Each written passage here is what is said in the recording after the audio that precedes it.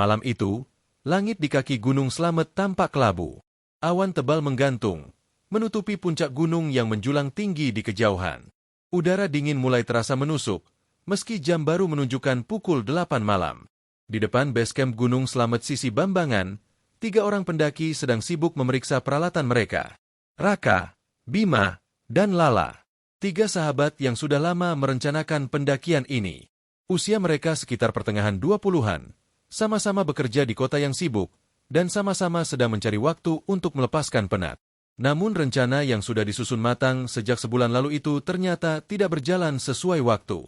Raka baru bisa sampai di basecamp malam ini, karena pekerjaan kantornya yang mendadak menumpuk. Sementara Bima dan Lala sudah menunggu sejak siang. Jam segini baru nyampe. Rak, ucap Bima dengan nada kesal, sambil menyalakan rokok. Raka menghela napas. Iya, maaf. Macet dari kota. Tadi juga hujan deras. Tapi kita masih bisa naikkan malam ini.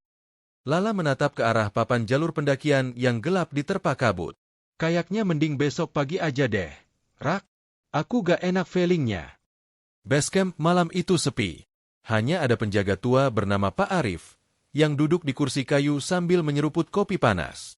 Ketika mendengar rencana mereka untuk mulai mendaki malam ini, Pak Arif langsung menatap tajam. Kalian yakin mau naik malam Jumat Kliwon? Tanyanya pelan. Raka tersenyum kecil. Lah, emang kenapa, Pak? Kami cuma mau ngejar sunrise di puncak. Pak Arif tak langsung menjawab. Ia meletakkan cangkir kopinya, lalu berkata dengan nada datar. Kalau niatnya baik, insya Allah selamat. Tapi ingat, Gunung Slamet itu bukan gunung sembarangan. Kalau dengar langkah keempat, jangan noleh, jangan panggil. Jangan tanya. Lala langsung pucat. Langkah keempat, Pak. Ya, jawab Pak Arif. Biasanya kalau orang naik bertiga, ada 1 langkah tambahan yang ikut. Tapi yang itu, bukan manusia. Suasana jadi hening seketika. Hanya suara jangkrik dan angin malam yang terdengar. Raka mencoba mencairkan suasana dengan tertawa kecil. Tapi tawa itu terdengar canggung. Ah, paling cerita buat nakut-nakutin pendaki baru. Pak, kami udah biasa kok. Pak Arif hanya menatap tanpa ekspresi. Saya cuma ngingetin, jangan sepelekan gunung. Tanpa mendengarkan lebih lanjut, mereka bertiga mulai berjalan menuju gerbang pendakian. Lampu senter menjadi satu-satunya penerangan di tengah kabut tebal. Udara terasa makin dingin. Sekitar 15 menit berjalan, jalur mulai menanjak. Di kanan kiri hanya pohon-pohon besar dan semak lebat. Sesekali terdengar suara burung malam atau ranting patah. Lala berjalan di belakang, menggenggam senter kecil di tangannya. Rak, ini beneran aman kan? Tanyanya dengan suara gemetar. Tenang aja, lah. Banyak kok pendaki yang naik malam juga. Jawab Raka, meski dalam hatinya ia mulai merasa tidak nyaman. Di antara kabut, mereka melihat papan kayu bertuliskan, pos 1 45 menit lagi. Tapi anehnya, papan itu seperti berlumut dan tampak lama sekali tidak diganti. Saat mereka berhenti sejenak untuk istirahat, tiba-tiba terdengar suara langkah kaki di belakang mereka. 1 langkah, 2 langkah, 3 langkah, 4 langkah. Raka langsung menoleh cepat. Tak ada siapapun. Kalian dengar gak barusan? Tanya Raka. Bima mengangguk. Iya, kayak ada yang ngikutin. Pendaki lain kali. Mereka menunggu, menyorotkan senter ke arah jalur belakang. Tapi yang terlihat hanya kabut tebal yang bergerak pelan. Lala menelan ludah. Kayaknya gak ada siapa-siapa deh. Rak, ayo jalan lagi. Aku gak mau berhenti di sini lama-lama. Mereka melanjutkan perjalanan dengan kecepatan sedikit lebih cepat. Tapi suara langkah keempat itu kembali terdengar. Kali ini ritmenya sama persis dengan langkah mereka. Kalau mereka berhenti, langkah itu pun berhenti. Raka mencoba bersikap tenang. Mungkin itu gema suara langkah kita sendiri. Namun Lala tahu, gema tidak mungkin sejelas itu di tengah hutan. Sampai di pos 1, mereka berhenti untuk minum.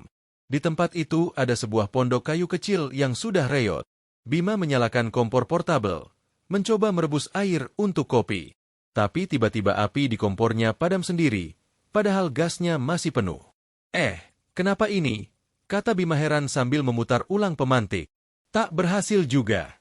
Raka mendekat, tapi sebelum ia sempat bicara, mereka bertiga mendengar sesuatu. Suara itu pelan, tapi jelas. Suara langkah kaki, berjalan mendekat dari arah bawah. Ritmenya lambat, berat, dan berhenti tepat di dekat pondok tempat mereka duduk. Mereka menyorotkan senter. Kosong. Tak ada siapapun. Namun daun-daun di sekitar pondok tampak bergerak seperti tertiup angin, padahal udara sama sekali tak berhembus. Rak, ayo lanjut aja. Aku gak nyaman di sini, kata Lala lirih. Raka mengangguk, meski wajahnya mulai tegang. Perjalanan dari pos 1 ke pos 2 terasa jauh lebih berat. Kabut semakin tebal, dan bau tanah lembab bercampur dengan aroma aneh seperti bunga melati. Lala sempat berhenti karena mencium bau itu makin kuat, seperti datang dari belakang mereka. Bima mencoba menenangkan. Udah, jangan dipikirin. Fokus aja ke jalur. Namun belum sampai 5 menit berjalan, senter Lala tiba-tiba redup, padahal baterainya baru diganti. Saat itulah, di antara kabut, Raka melihat bayangan hitam tinggi melintas di antara pepohonan. Hanya sekelebat, tapi cukup jelas untuk membuat bulu kuduknya berdiri. Ia tidak bilang apa-apa, tapi langkahnya semakin cepat, ingin segera sampai ke pos 2. Suara langkah keempat itu kini makin jelas mengikuti mereka, dan di sela suara itu, terdengar sayup-sayup tawa kecil perempuan sangat pelan, tapi nyata. Raka berhenti. Kalian denger gak? Bima menoleh. Apa? Kayak tawa. Lala menatap Raka dengan mata lebar. Aku juga dengar, Rak. Dari belakang. Malam itu, langkah mereka menjadi lebih cepat dari sebelumnya. Tak ada yang bicara, tak ada yang menoleh. Tapi di antara kabut, samar-samar mereka tahu ada sesuatu yang ikut naik bersama mereka. Sesuatu yang tidak terlihat, tapi nyata. Kabut di jalur menuju pos 2 semakin tebal. Udara dingin yang menusuk kulit kini berubah menjadi rasa dingin yang membuat tulang-tulang seolah membeku. Senter di tangan Raka hanya mampu menembus kabut sejauh beberapa meter. Setiap kali ia mengarahkan cahaya ke depan, kabut seperti menelan sinarnya, membuat pandangan terasa makin sempit. Langkah kaki mereka berpadu dengan suara serangga malam yang samar. Tidak ada lagi suara burung hutan atau gesekan ranting seperti sebelumnya. Semuanya terasa aneh, seolah mereka berjalan di dunia yang berbeda. Raka berjalan paling depan, Bima di tengah, dan Lala di belakang. Mereka sengaja tidak banyak bicara, hanya sesekali menarik napas panjang untuk mengusir tegang yang mulai menguasai. Namun yang paling membuat mereka tak tenang adalah suara itu, langkah keempat.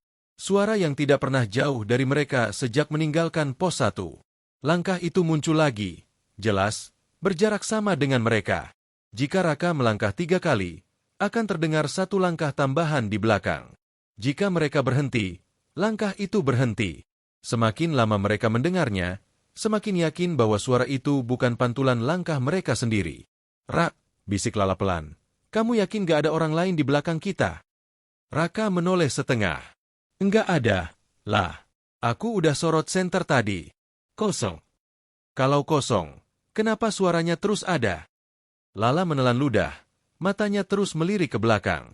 Bima mencoba memotong suasana. Udah, jangan dipikirin. Kita fokus jalan aja. Pos 2 bentar lagi. Tapi di dalam hati, Bima sendiri mulai goyah. Ia berusaha menenangkan Lala dan Raka, tapi bulu kuduknya berdiri setiap kali suara langkah tambahan itu terdengar. Semakin lama, langkah itu seolah semakin dekat. Bukan di belakang, tapi di samping mereka. Seperti ada seseorang yang berjalan sejajar, tapi tak terlihat. Sampai akhirnya, mereka tiba di sebuah persimpangan kecil. Jalur bercabang 2.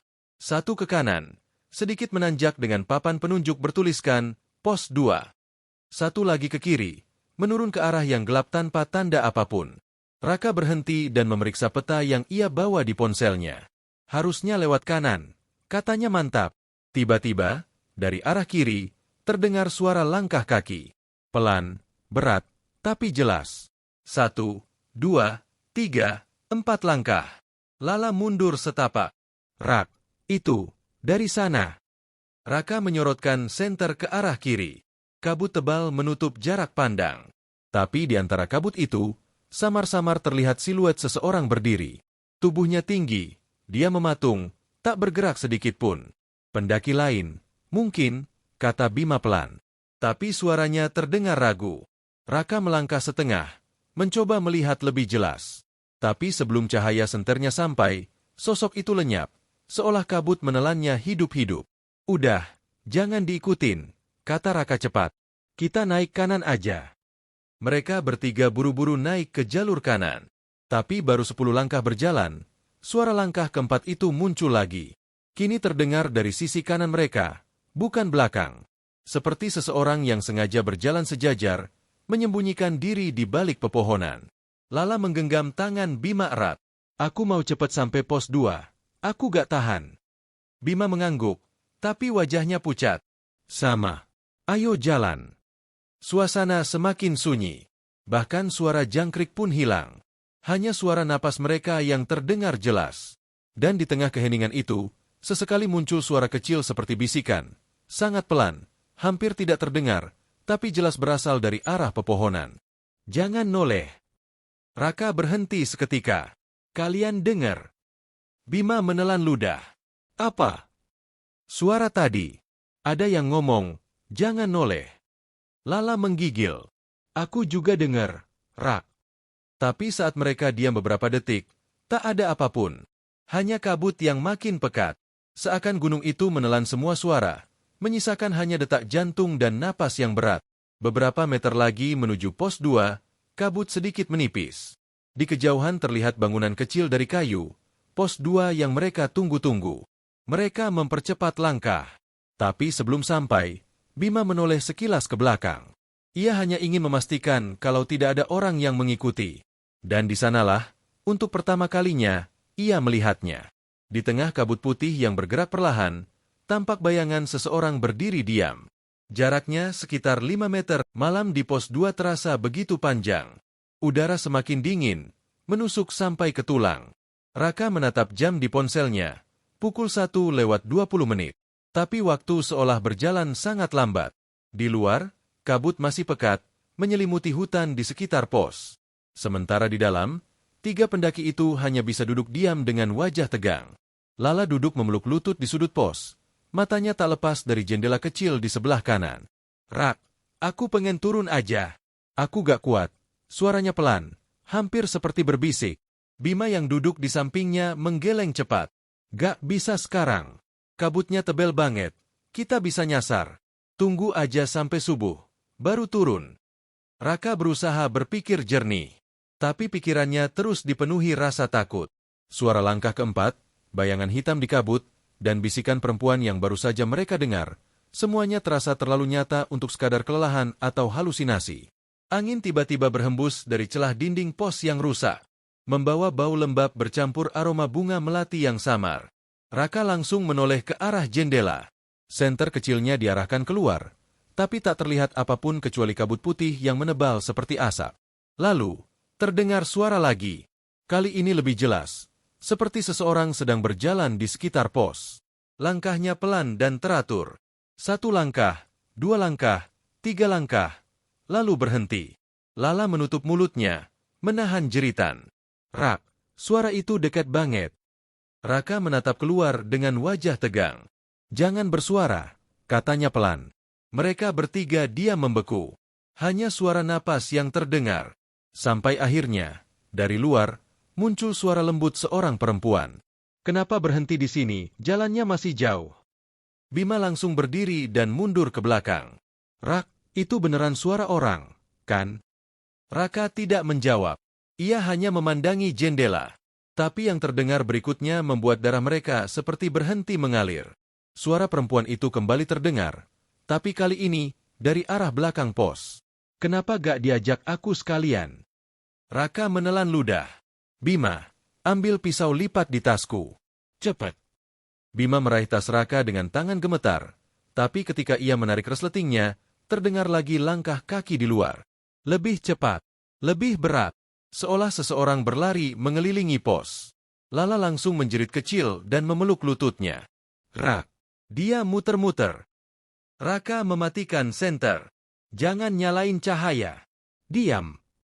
Suara langkah itu berhenti. Sung. Tapi kemudian terdengar bunyi seperti sesuatu menggaruk dinding pos dari luar. Pelan, panjang, mencakar kayu seperti kuku yang sangat panjang. "Trek, trek." Bima menutup mulutnya, menahan napas. Lala sudah menangis tanpa suara, matanya menatap kosong ke depan.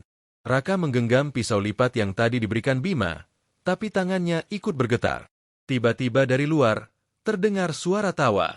Bukan tawa keras, tapi tawa kecil perempuan, renyah, panjang, seperti sedang bermain-main. Kenapa diam semua? Tawa itu bergema di antara kabut. Raka merasa bulu kuduknya berdiri semua. Lalu, dari arah pintu pos, terdengar tok, tok, tok. 3 ketukan pelan. Tidak ada angin. Tidak ada suara lain. Hanya ketukan itu yang terdengar jelas. Rak, suara Bima serak. Ada yang ngetok pintu. Raka mengangkat jarinya di depan bibir, menyuruh diam. Tapi ketukan itu kembali terdengar. Kali ini lebih keras. Tok, tok, tok. Lala menutup wajahnya dan menangis pelan. Aku gak mau buka. Rak, jangan buka. Raka berdiri perlahan. Ia menatap pintu yang setengah lapuk itu dengan mata tajam. Kita gak buka. Sampai subuh. Apapun yang terjadi, jangan ada yang buka pintu. Mereka bertiga menunggu dalam diam. Tapi dari arah jendela, perlahan muncul sesuatu. Kabut mulai masuk dari celah-celah papan kayu. Semakin lama semakin tebal, hingga memenuhi ruangan. Lala memegang tangan Bima erat-erat. Suaranya hampir tak keluar. Rak, kabutnya masuk. Raka menyorotkan senter kecil ke arah jendela. Tapi yang ia lihat membuatnya hampir menjatuhkan senter itu. Di balik jendela yang berkabut, ada wajah. Wajah pucat seorang perempuan. Matanya kosong, hitam tanpa bola mata, bibirnya biru keunguan. Ia tersenyum lebar menatap mereka bertiga dari luar. Senyum yang kaku dan dingin. Lala menjerit histeris. Bima terjatuh ke belakang, dan Raka segera menarik Lala menjauh dari jendela. Namun sekejap setelah itu, wajah itu menghilang. Hanya kabut putih yang tersisa. Rak, aku pengen turun sekarang, teriak Lala sambil menangis.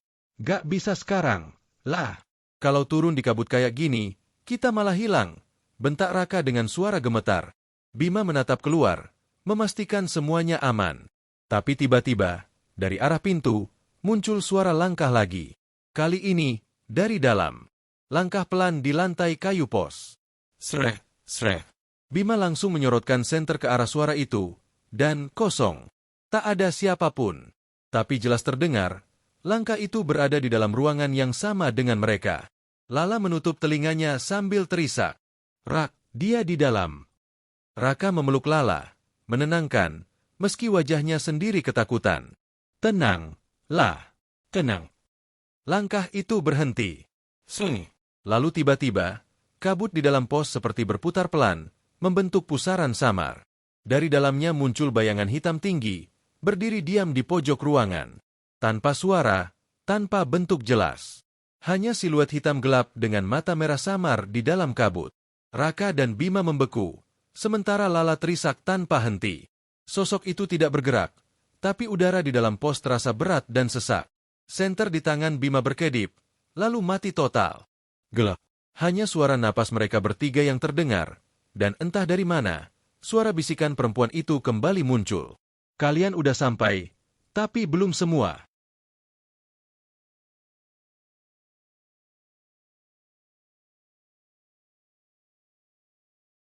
Subuh belum tiba. Pos 2 masih diselimuti kabut tebal yang belum juga menipis. Udara dingin membuat napas mereka seperti keluar dari mulut dalam bentuk asap putih.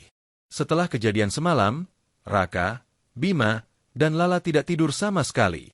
Mereka hanya duduk bersandar di dinding pos, dengan wajah pucat dan mata sembab. Lala tampak paling parah. Matanya merah karena menangis. Tubuhnya menggigil meski sudah diselimuti jaket tebal. Rak, aku sumpah, aku pengen pulang sekarang. Aku udah gak kuat. Suaranya pelan tapi jelas menggambarkan ketakutan yang begitu dalam. Raka menatap keluar lewat celah pintu.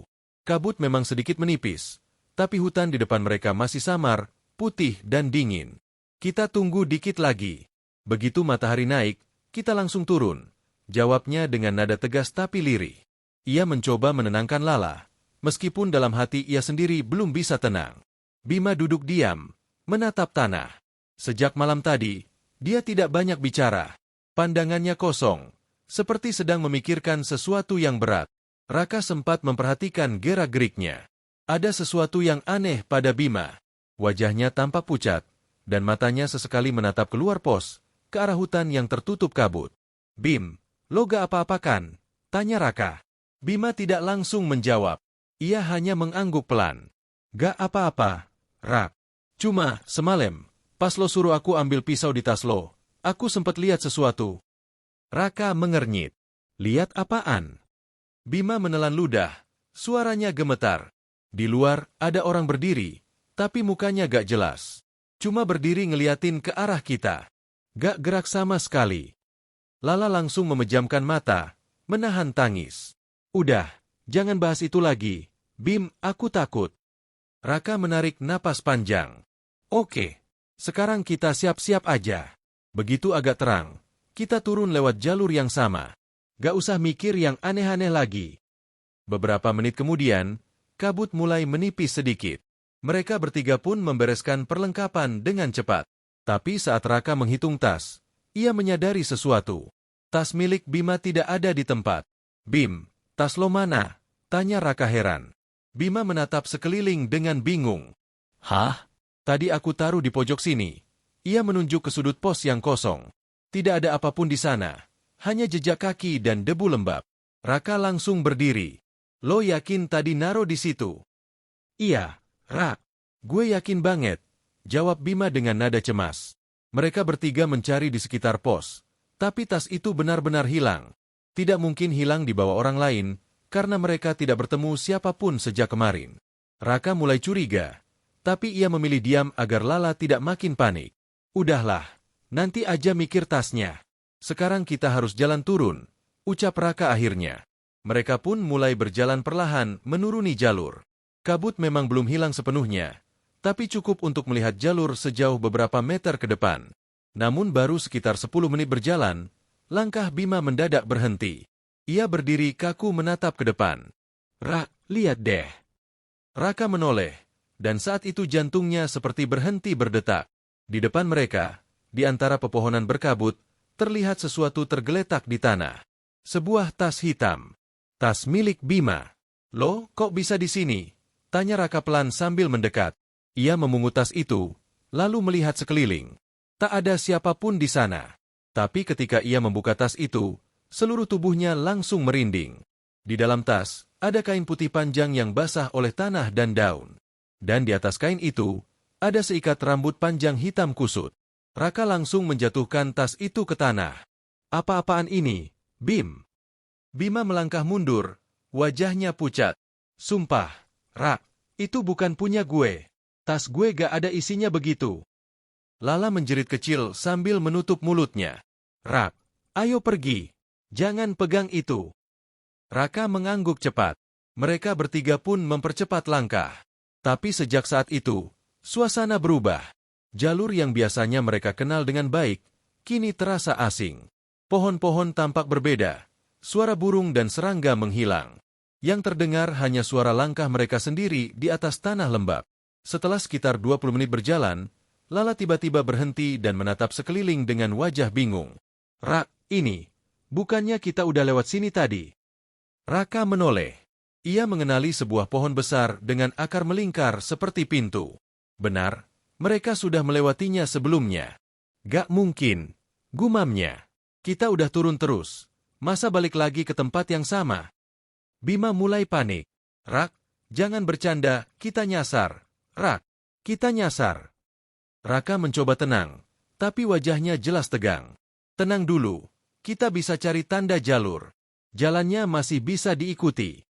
Namun beberapa langkah berikutnya, kabut kembali menebal. Dan dari arah belakang, terdengar suara langkah pelan. Bukan langkah mereka. Langkah itu berat, teratur, dan makin lama makin dekat. Raka menoleh cepat, menyorotkan senter ke arah belakang. Tapi tidak ada siapapun. Hanya kabut putih pekat yang bergoyang pelan di antara pepohonan. Lala memegang tangan Raka erat-erat. "Rak, ada yang ngikutin kita." Bima menatap ke belakang dengan mata lebar. "Rak, gue ngeliat bayangan." Suaranya bergetar. Kayak orang jalan, tapi jalannya gak nempel tanah. Raka menelan ludah. "Jangan lihat ke belakang. Jalan terus." Mereka berjalan cepat tanpa bicara. Tapi langkah di belakang itu tidak hilang. Justru makin dekat. Kadang terdengar di kanan, kadang di kiri. Seperti ada yang mengikuti dari segala arah. Tiba-tiba, Lala berteriak. Rak! Di depan! Raka menyorotkan senter, dan yang mereka lihat membuat darah mereka membeku. Di depan, di tengah kabut, berdiri seseorang. Tubuhnya tinggi, rambutnya panjang terurai, pakaiannya putih lusuh seperti kain kafan. Ia berdiri membelakangi mereka. Diam saja. Tapi saat Raka mematikan senter, sosok itu berbalik perlahan. Wajahnya hitam gosong, matanya kosong, dan dari mulutnya menetes cairan hitam.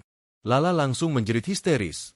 Bima menjatuhkan ranselnya, dan Raka menarik keduanya mundur. Tapi begitu mereka berlari, kabut makin menebal, dan jalur di belakang mereka menghilang total. Mereka kini benar-benar terjebak di tengah kabut Gunung Slamet. Dan yang lebih menyeramkan, dari kejauhan terdengar suara yang familiar. Suara yang sama seperti tadi malam. Lembut, perlahan, tapi sangat jelas. Udah bilang jangan jalan tanpa aku.